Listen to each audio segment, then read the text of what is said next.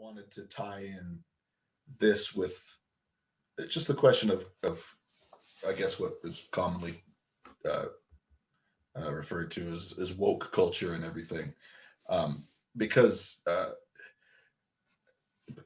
when we bring up Jordan Peterson and just the intellectual dark web group that that emerged in the last few years, they had they had some pretty good critiques of the kind of the excesses of woke culture on the left, and kind of and even now kind of the corporatization of it, like of companies who clearly don't have any particular moral moral insights to lend anybody, but they just are kind of doing it to cover themselves because it's locked into the culture enough, right?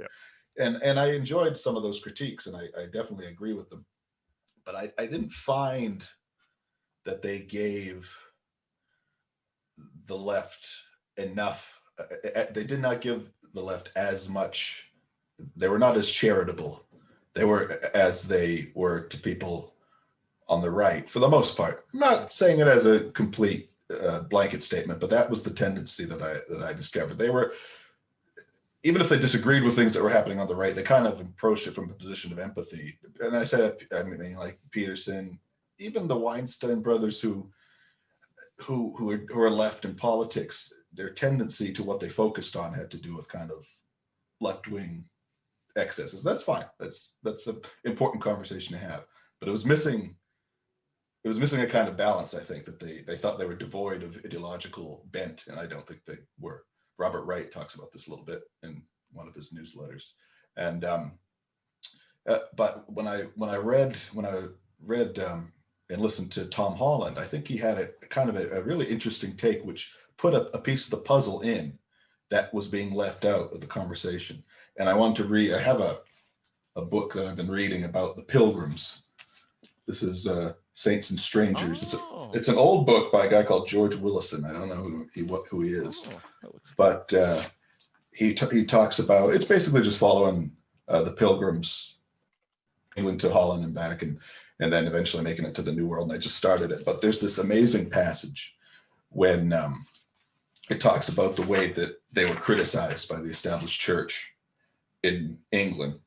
The bishops and most Orthodox Anglicans professed not to be surprised by everything they were doing. And they had the most amazing insults. They said, and who are these painted sepulchres, whited walls, these Jonahs, these new crept in caterpillars, this plague of Egyptian locusts consuming all in their course?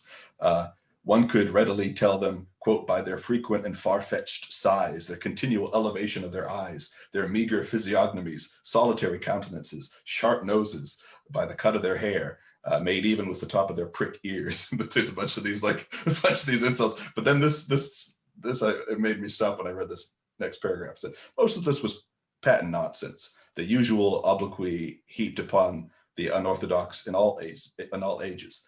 But it would be idle to deny the frequent charge, true even of the Pilgrims at times, that the Separatists were a factious lot.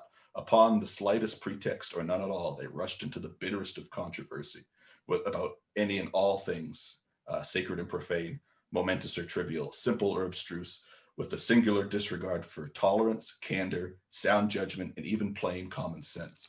And I thought, wow, that is that's exactly like the criticism of left-wing political discourse online and elsewhere now.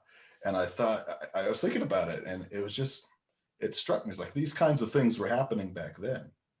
And what Holland seems to show is that he doesn't take a position on woke culture, because I think as a historian, he knows the stuff that was in here, and the stupid infighting, and the like just kind of outrageous lack of willingness to deal with each other's different ideas, and the canceling, that kind of stuff.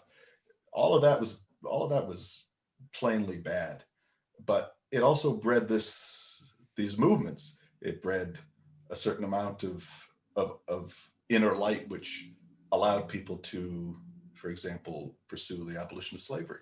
The Quakers came out of the Protestant tradition, and things like that. So I liked the fact that he he was not going to jump on board and say this is the way it should be, but he was willing to say these are complicated phenomena. This is a huge phenomenon, and you're going to get good and bad out of this. Yeah.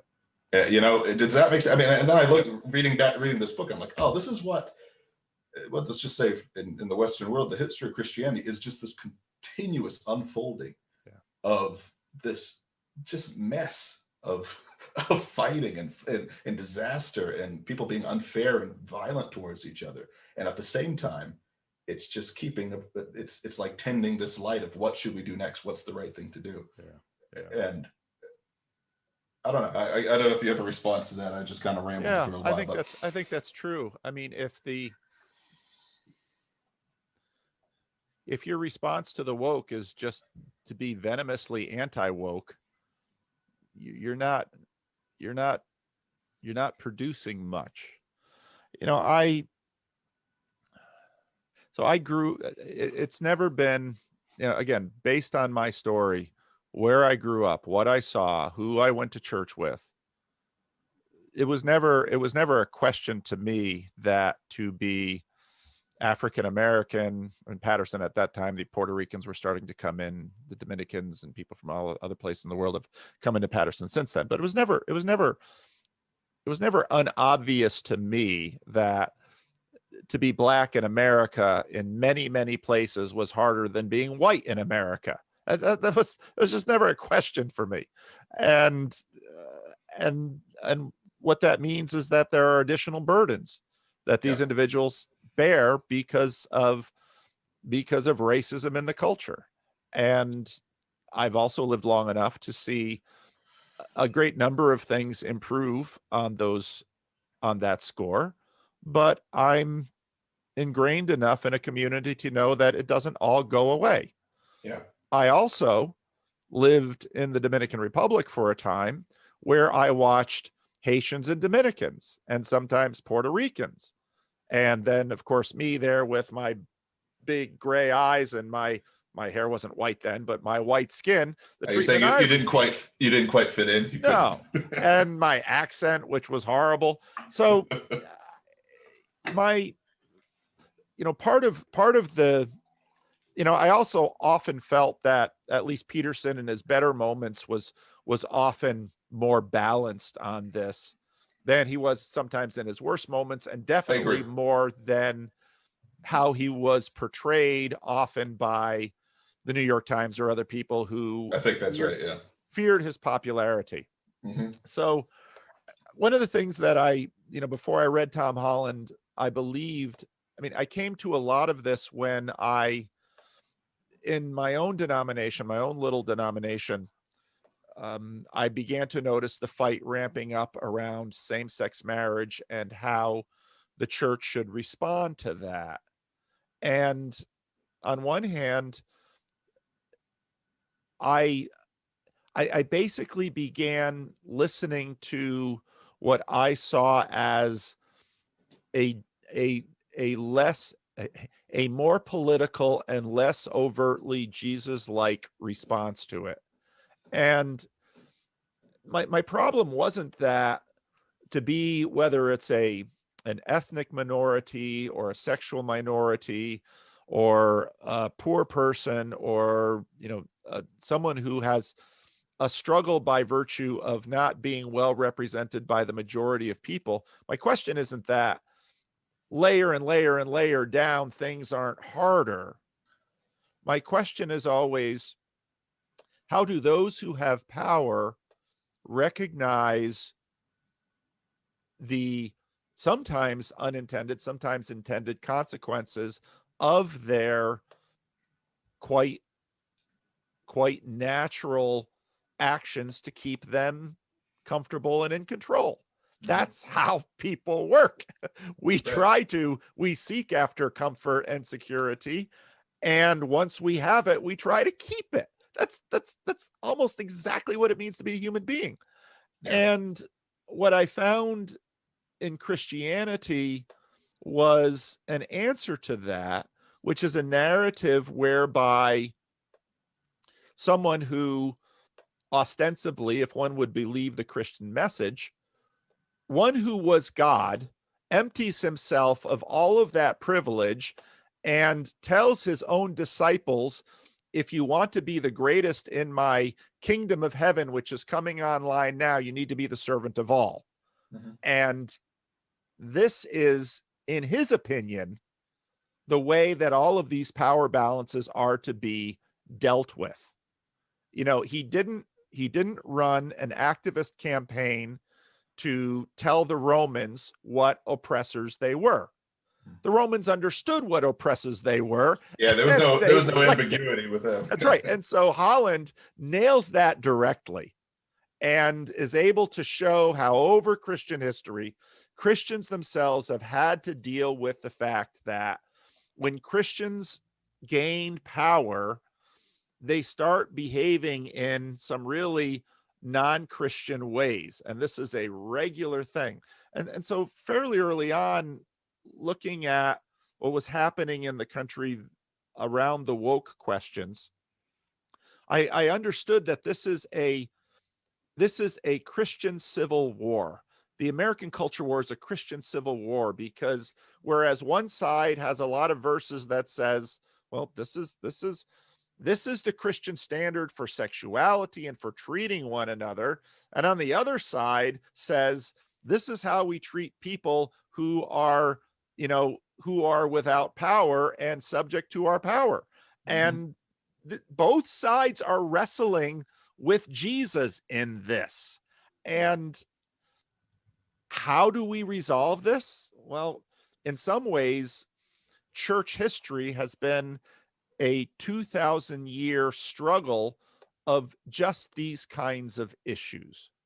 And so it doesn't surprise me that both sides, at least within the church, because the big fights going on in the culture are replicated by proxy in churches, only we use Bible verses and Jesus is on our side type things instead of the right side of history and all kinds of these other proxies in the bigger culture.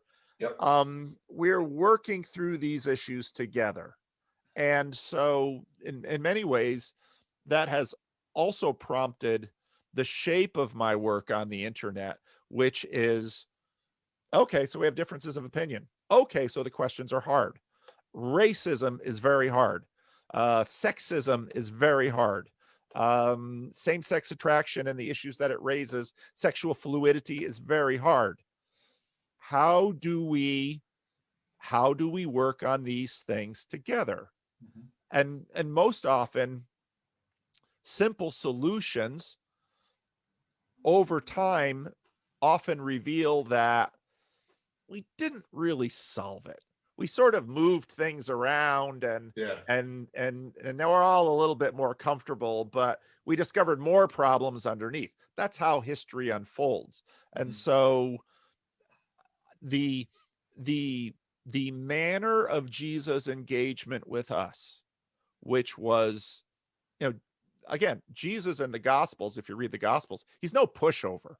In fact, there's some times where he's just plain not nice to people. At the same time, the larger arc of the story is that he becomes the servant of all and a victim of his enemies, and he forgives them even in the middle of his execution. He asks for their forgiveness. And so it's this moment of genius, which Tom Holland, I think, has showed. This has fundamentally changed the world.